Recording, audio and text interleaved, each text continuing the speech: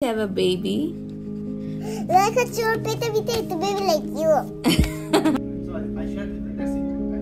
একটা বক্স দেখে আমি আবার ভাবছি যে কি আসলো, ওর বাবা ছিল না তখন বাসায়। পরে খুলে দেখি যে গিফট এসেছে। প্রেগন্যান্সিতে ফিজিক্যাল হেলথের থেকে মেন্টাল হেলথটাই বেশি খারাপ হয় আমার মনে হয়।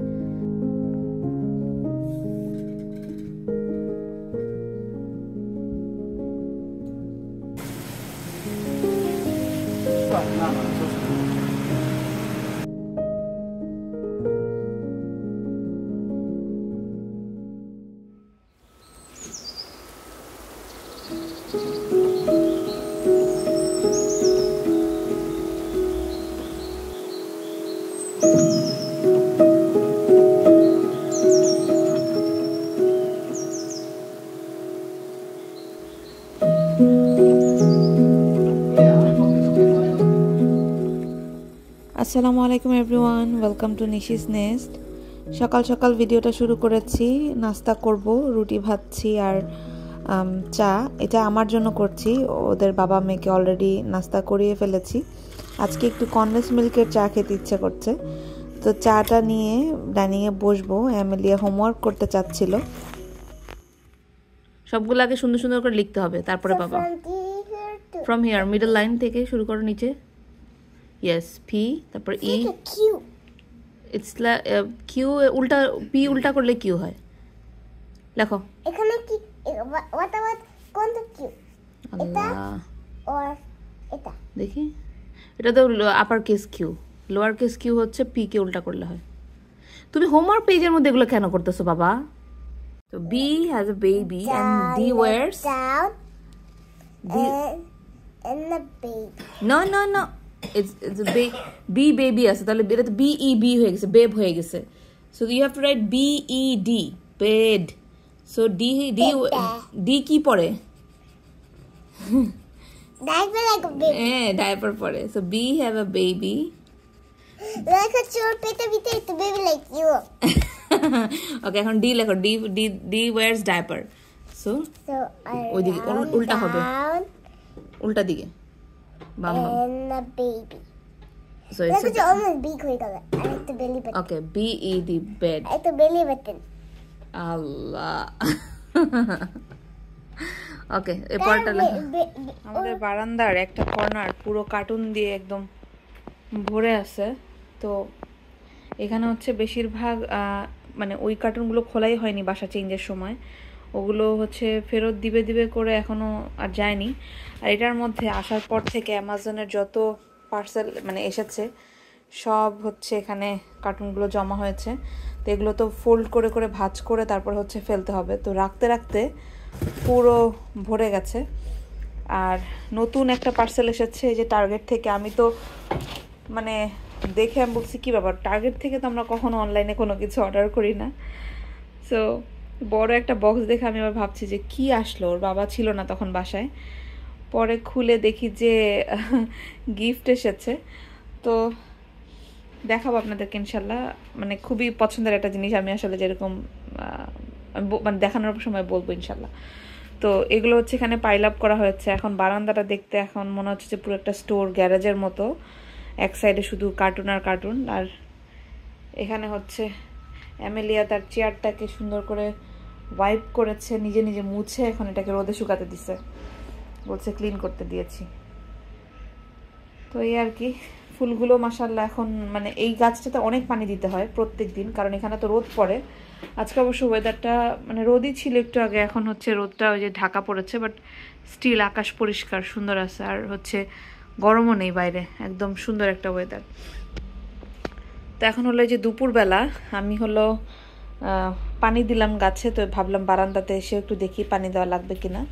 তো এটাতে যেটা বললাম অনেক পানি দিতে হয় আর রোদের মধ্যে থাকতে হয়। একটু মানে একদিন পানি না দিলে একদম ফুলগুলো হয়ে যায়।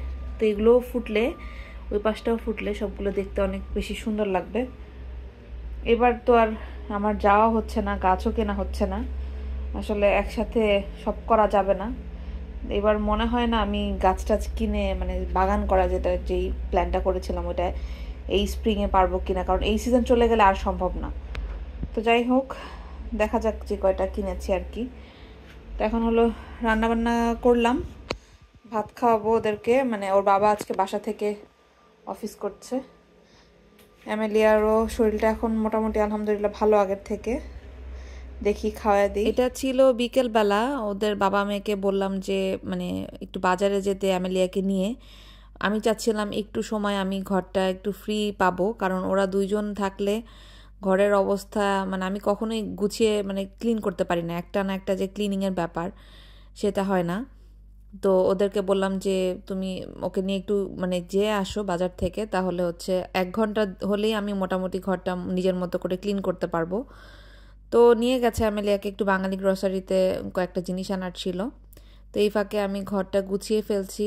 আর কি বলবো মানে এখন উল্টাপাল্টা দেখলে মানে এমন একটা অবস্থায় আছি যারা মানে এই ব্যাপারগুলোতে আসলে কি বলবো, প্রেগনেন্সি জিনিসটা এরকম শারীরিক সমস্যা থেকে আমার সামটাইমস মনে হয় যে মেন্টাল হেলথটা বেশি খারাপ হয়ে যায়। একটুতেই এত বেশি মানে মেজাজ খারাপ হয়, রাগ হয়, আবার তখন মনে হয় যে মানে কি কারণে এরকম মানে এভাবে রিয়্যাক্ট করলাম। একটু পরে আবার মনে হয়, যদিও আমার রাগটা এরকমই, আমার চট করে রাগ উঠে আবার রাগটা চট করে নেমেও যায়, বাট এবার মানে এই প্রেগনেন্সিতে একটু বেশি মনে হচ্ছে যে আমি মানে চট করে মাথা গরম হয়ে যাচ্ছে বেশি।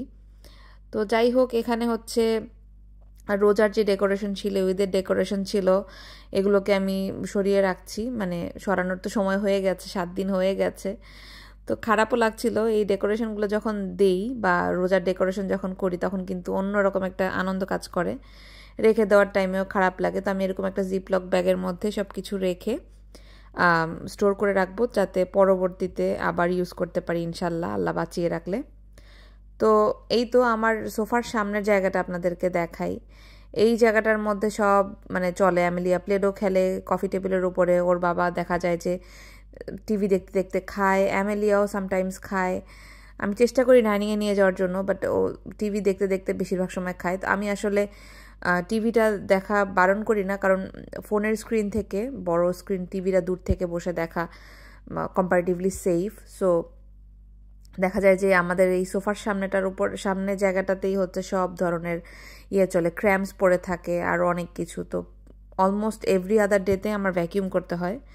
তো আজকে হলো একটা নিউ প্রোডাক্ট ইউজ করব, এটা হলো একটা কার্পেট ফ্রেশনার।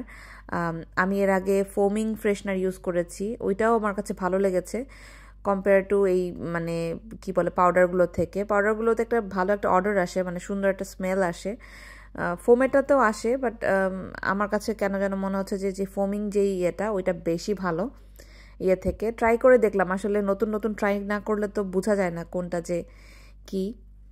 তো যাই হোক, এই হলো কাজকর্ম করলাম আর কি, ঘরবাড়ি গুছিয়ে ফিনিশ করেছি। তারপরে এই যে ওর বাবা এসেছে বাঙালি দোকান থেকে, এই ভুড়ি এনেছে। এখানকার ভুড়িগুলো একদম পরিষ্কারই আসে, প্যাকেট না কিন্তু, এটা হচ্ছে মানে ফ্রেশ গরু ভাগে যে কোরবানি দেওয়া হয় সেখান থেকে ওনারা একদম ভুড়িটা কালেক্ট করে পরিষ্কার করে তারপর আলাদাভাবে সেল করে। তো আমি হচ্ছে তারপরে একটা একটা করে ভালো মতো ধুয়ে চেক করছিলাম কোনো ময়লা আছে কিনা। তো কোনো ময়লা ওরকম ছিল না, তারপরে আমি 2বার 3বার করে পানি চেঞ্জ করে করে ধুয়েছি। আর ভুড়িতে তো একটা স্মেল থাকে, এই জন্য হচ্ছে আমি এটা একটু হলুদ দিয়ে এটাকে সেদ্ধ করে নিব।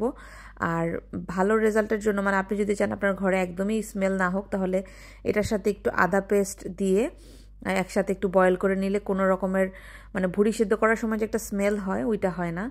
আজকে আমি সেকেন্ড টাইম ভুড়ি রান্না করছি, এর আগে একবার করেছিলাম। আসলে এই রান্নাটা করতে আমার একটু ভয় লাগতো, মনে হতো যে পারবো না এরকম। তো প্রথমবার ট্রাই করেছিলাম যখন, তখন আর রেকর্ড করিনি, কারণ ফার্স্ট টাইম যেহেতু উল্টাপাল্টা হলে। তো বাবা আমি খুব মজা করে খেয়েছি। অ্যাকচুয়ালি আমার কাছে মানে গরুর মাংস থেকে আমার কাছে ভুড়িটা বেশি মজা লাগে, ওর বাবারও সেম। দেখা যায় যে একটুখানি ভুড়ি দিয়ে অনেকটুকু ভাত মানে পেট ভরে তৃপ্তি করে খাওয়া যায় আর কি। তো এখন তো আসলে রান্নাবান্না কি বলবো, মানে যেটা বলি যে করার দরকার, দেখা যায় যে করি এরকম আর কি, রেস্ট নিয়ে নিয়ে যতটুকু করা দরকার। আসলে আল্লাহর রহমতে শারীরিকভাবে যেমনই আছি না কেন, মাঝে মধ্যে মনটা একটু বেশি খারাপ হয়ে যায়, বা একটুতেই দেখা যায় যে একটু মন বেশি মানে সেন্সিটিভ হয়ে গেছে আর কি। একটুতেই খারাপ লাগে, একটুতেই কষ্ট লাগে। অনেকে শুনেছি প্রেগনেন্সিতে মানে শুধু শুধু কান্না আসে, এরকম। আমার কান্নার থেকে বেশি হচ্ছে মানে মেজাজটা খিটখিটে হয়ে গেছে অনেক বেশি। একটুতেই এত বেশি রাগ লাগে মানে খুবই, আবার একটু পরে ঠিক হয়ে যায় এরকম আর কি। তো যাই হোক, আসলে এরকম করে করেই পার হচ্ছে দিন, আর বেশি নেই। তো দোয়া করবেন আপনারা। আর কথা বলতে বলতে আমি এদিক থেকে ভুড়ি রান্না করে ফেলছি, মানে মশলা কষিয়ে ফেলছি, বেশি করে পেঁয়াজ দিয়েছি, আর গোটা গরম মশলার মধ্যে দিয়েছি দারচিনি, এলাচ, লবঙ্গ, গোটা গোলমরিচ, তারপরে এলাচ, এগুলো আর কি। তো দিয়ে একটু ভেজে পেঁয়াজটা যখন একটু সফট হয়ে এসেছে লবণ দিয়ে, তারপর আমি এটাতে আদা রসুনের পেস্ট দিয়ে দিচ্ছি। আদা রসুনের পেস্ট একটু বেশি দিতে হয়, মানে নর্মালি তো মাংসতে একটু দিতেই হয়, তো আমি ভরে 1 চা চামচ করে করে দিয়েছি দুইটাতে, মানে আদা আর রসুন দুইটা একসাথে। আর এরপরে সবগুলো একসাথে সুন্দর করে ভেজে একটা স্মেল, স্মেল যেটা, সেটা চলে যাবে, আর খুব সুন্দর একটা মানে ফ্লেভার বের হয় আদা রসুনের পেস্ট দেওয়ার পরে গরম মশলার সাথে। তো আমি পেঁয়াজগুলো সুন্দর করে সফট হয়ে একটা সেদ্ধ যখন হয়ে আসবে, তখন আমি অল্প করে একটু পানি অ্যাড করে দিব। আর ভুড়ি রান্নাটা আসলে কষানোর উপরে হচ্ছে মজাটা ইয়ে করে। তো অল্প করে পানি দিয়ে আমি হচ্ছে মশলাটাকে একবার আগে কষাবো। মশলার মধ্যে আমি নর্মাল আমরা মাংসতে যা যা মশলা দিই সেগুলোই অ্যাড করছি। হলুদের গুঁড়ো, মরিচের গুঁড়ো, ধনের গুঁড়ো, জিরের গুঁড়ো, আর গরম মশলাটা আমি সবার শেষে দিব, আগে দিব না, কারণ গরম মশলা কিন্তু ফ্লেভারের জন্য দেওয়া হয়, আর সবার শেষের দিকে দিলে ফ্লেভারটা খুব মানে সুন্দর করে ইনহ্যান্স হয় এরকম আর কি। তো যাই হোক, এখন হচ্ছে আমি মশলা দিয়ে দিয়েছি। এবার অল্প করে আমি কিন্তু চুলাটা মিডিয়াম আঁচে রাখছি, কারণ এটা আস্তে আস্তে কষিয়ে কষিয়ে রান্নাটা করতে হবে, তাহলেই হচ্ছে ভুড়িটা বেশি মজা লাগে। আর ভুড়ি রান্না কিন্তু যেদিন করা হয় এর পরের দিন আরও বেশি মজা হয়, মানে যত বেশি এটা জাল হবে, ভাজা হবে, ভুড়ি রান্নার মানে টেস্টটা তত বেশি ভালো হয় আর কি। তো যাই হোক, এবার হচ্ছে আমি আরও একটু পানি অ্যাড করে দিচ্ছি। এবার এটাকে ঢাকনা দিয়ে তেলটা উপরে যখন ভেসে আসবে, তারপরে হচ্ছে আমি ভুড়িটা অ্যাড করব। আর ভুড়িটি কিন্তু অলরেডি আমি প্রায় 20-25 মিনিটের মতো সেদ্ধ করেছি, করে তারপরে হচ্ছে এটাকে ইয়ে করেছি, পানিটা সরিয়ে নিয়েছি। আর এই তো ঢাকনা দেওয়ার পরে দেখতে পাচ্ছেন সুন্দর মানে পানিটা একদম কষে শুকিয়ে গেছে, আর তেলটা উপরে ভেসে উঠেছে। এই পর্যায়ে হচ্ছে আমি ভুড়িটা অ্যাড করে দিব।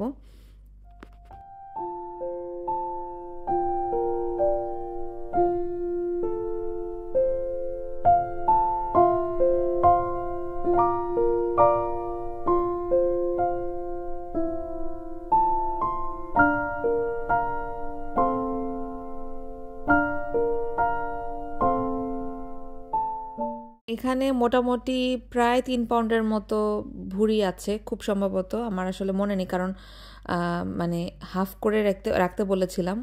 তো 3 পাউন্ড অথবা 3 পাউন্ডের থেকে একটু কম আছে এরকম আর কি। তো এটাতে আমি একটু আলুও অ্যাড করব। ভুড়ি কিন্তু একটু ভাজা ভাজাটাই বেশি মজা লাগে, বাট আলু দিলে হয় কি মানে ভাতের সাথে মাখালে একটু গ্রেভিটা সুন্দর হয় আর কি। তো যাই হোক, এবার আমি নেড়ে চেড়ে ঢেকে এটাকে আবারও একটু কষাবো, একদম ভুড়িটা মজে গিয়ে। অলরেডি কিন্তু এটা সেদ্ধই আছে, বাট এটা যখন ঢেকে রান্না করবো আরও 10 মিনিটের মতো, তখন পেঁয়াজ মানে মশলাটা সহ ভুড়িটা খুব সুন্দর মতো আবার কষে যাবে। তো এই পর্যায়ে আমি আবার পানি অ্যাড করছি। ভুড়ি অলরেডি কিন্তু সেদ্ধ, এখানে আসলে ওরকমভাবে সেদ্ধ করার জন্য পানি দেওয়ার দরকার নেই। পানির পরিমাণটা এমন হবে যে জাস্ট আলুটা যখন দিব আলুটা সেদ্ধ হবে এরকম আর কি। তো আমি পানি দিয়ে এটাকে ঢাকনা দিয়ে কিছুক্ষণ রেখে, এখানকার আলুগুলো যেহেতু সেদ্ধ হতে খুবই কম সময় লাগে, সো আমি হচ্ছে আলুটা একটু পরে দিব। আর যাদের মানে দেশি আলুগুলো তো এটা এই পর্যায়ের সাথে দিয়ে দেওয়া যাবে আর কি। তো আমি হচ্ছে অ্যামেলিয়াকে ভাত খাইয়েতে গিয়েছিলাম ডিনার করাতে, তো ওর বাবা হচ্ছে এই ফাঁকে এসে আলুগুলো কেটে বললাম যে দিয়ে দিতে, তো এই যে এরকম করে কিউব কিউব করে আলু দিয়েছে, আর দেখতে পাচ্ছেন পানি মানে কি পরিমাণের ছেড়েছে আর কি। তো এখন আর কিছু করব না, আলুটা মোটামুটি সেদ্ধ হয়ে যাওয়ার পরে এবার হচ্ছে আসল মানে সেটা হচ্ছে যে নাড়তে থাকতে হবে। তো ঢেকে যখন আলুটা একদম প্রপার সেদ্ধ হয়ে যাবে, তখন হচ্ছে চুলাটা খুলে মানে কি বলে ঢাকনাটা খুলে চুলার আঁচটা বাড়িয়ে তখন হচ্ছে জাস্ট এটাকে ভাজা ভাজা করা আর কি। আর আলু না দিলে ভাজতে ইজি, আলু দিলে হয় কি মানে একটু হলেও আপনার একটু গ্রেভি থাকবে হালকা হালকা, আর যাতে ভাতের সাথে মাখিয়ে খেতে ইজি হয়। আর এটা কিন্তু রুটি পরোটার সাথে খেতেও খুব মজা। তো আমি এখানে যেটা করছি, আগে যেই গোটা গরম মশলাগুলো ছিল, তেজপাতা, দারচিনি, বড় বড় যেগুলো, সেগুলো সরিয়ে নিচ্ছি, তাহলে হচ্ছে আমার নাড়তে ইজি হবে আর কি।